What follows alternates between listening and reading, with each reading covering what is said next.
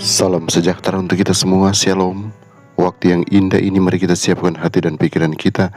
Kita akan merenungkan kebenaran firman Tuhan. Sebelumnya mari kita berdoa. Bapa di sorga, kebutuhan kami saat ini ialah hadirnya kuasa Roh Kudus-Mu. Terangi hati dan pikiran kami, mampukan kami mengerti setiap firman yang akan kami baca dan renungkan. Di dalam nama Yesus, nama yang indah, kami selalu berdoa dan mengucap syukur. Amin. Renungan hari ini berjudul Cahaya Baru di Tempat Kudus, bagian ketiga. Ayat inti Ibrani 8 ayat yang kelima, firman Tuhan berkata, pelayanan mereka adalah gambaran dan bayangan dari apa yang ada di sorga, sama seperti yang diberitahukan kepada Musa ketika ia hendak mendirikan kemah. Ingatlah, demikianlah firman, bahwa engkau membuat semuanya itu menurut contoh yang telah ditunjukkan kepadamu di atas gunung itu.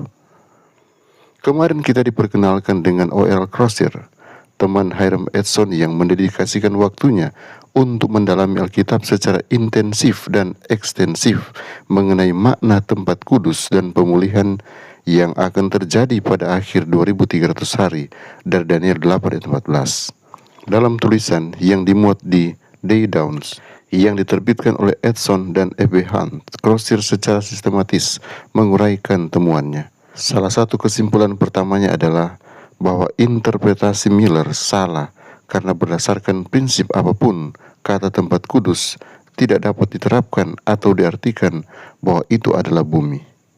Crosier jelas memiliki konkordansinya saat dia mencatat bahwa kata tempat kudus atau bait suci muncul 104 kali dalam Alkitab, 100 kali dalam Perjanjian Lama dan 4 kali dalam Perjanjian Baru. Semuanya dalam kitab Ibrani. Kemudian dalam artikelnya, Crosier menyimpulkan bahwa tempat kudus yang disebutkan dalam Daniel 8 ayat 14 tidak mungkin merupakan bait suci orang Yahudi, karena bait suci tersebut telah dihancurkan dan tidak dapat diperbaiki lagi. Meskipun bait suci orang Yahudi tidak lagi menjadi bait suci sudah sejak 1800 tahun sebelumnya, namun ada sesuatu yang lain yang ada hingga akhir dari 2300 hari yang disebut tempat kudus. Dan pada akhir periode tersebut, bait suci akan mengalami perubahan yang diungkapkan dengan kata dibersihkan, dipulihkan, dibenarkan, dan dinyatakan benar.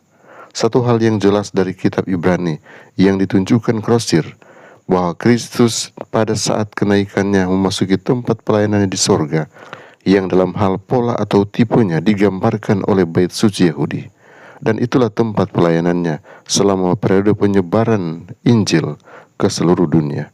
Kitab Ibrani tanpa diragukan lagi menunjukkan bahwa kita mempunyai imam besar yang demikian, yang duduk di sebelah kanan takhta yang maha besar di sorga, yang melayani ibadah di tempat kudus.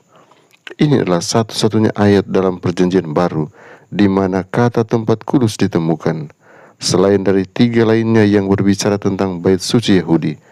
Dan sekarang kita merasa aman dalam menyatakan bahwa tidak ada otoritas kitab suci untuk menyebut hal lain sebagai tempat kudus berdasarkan Injil, kecuali tempat pelayanan Kristus di surga, dari saat kenaikannya kepada Bapa sampai kedatangannya yang kedua.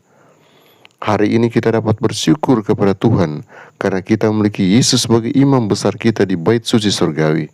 Karena itu, ia sanggup juga menyelamatkan dengan sempurna semua orang yang oleh dia datang kepada Allah. Sebab ia hidup senantiasa untuk menjadi pengantara mereka. Ibrani 7 ayat yang ke-25. Amin. Tuhan Yesus menolong kita memahami firman kebenaran ini. Mari berdoa. Bapa Surgawi, kami mengangkat syukur karena penyertaan yang sempurna yang kami rasakan. Kami boleh menerima firman-Mu. Kiranya Engkau meteraikan firman ini dalam hati dan pikiran kami. Tuhan akan menolong kami hari ini, melalui hari ini dengan sukacita, dengan kesuksesan yang Tuhan mau berikan. Apapun juga yang akan kami lakukan, biarlah Tuhan berikan kekuatan, kesehatan, hikmat surga, agar kami boleh mengerjakan semua tanggung jawab pekerjaan kami dengan sebaik-baiknya, karena kami sedang bekerja untuk-Mu Tuhan. Kiranya Tuhan akan menolong semua anak Tuhan yang sedang bergumul, kuatkan iman mereka, jadikan mereka anak Tuhan yang menang bersama-sama dengan Engkau. Kasih karunia-Mu, damai sejahtera-Mu melimpah-limpah atas kami, dari sekarang, besok, sampai hari Maranatha. Ini doa hamba-Mu di dalam nama Yesus. Amin.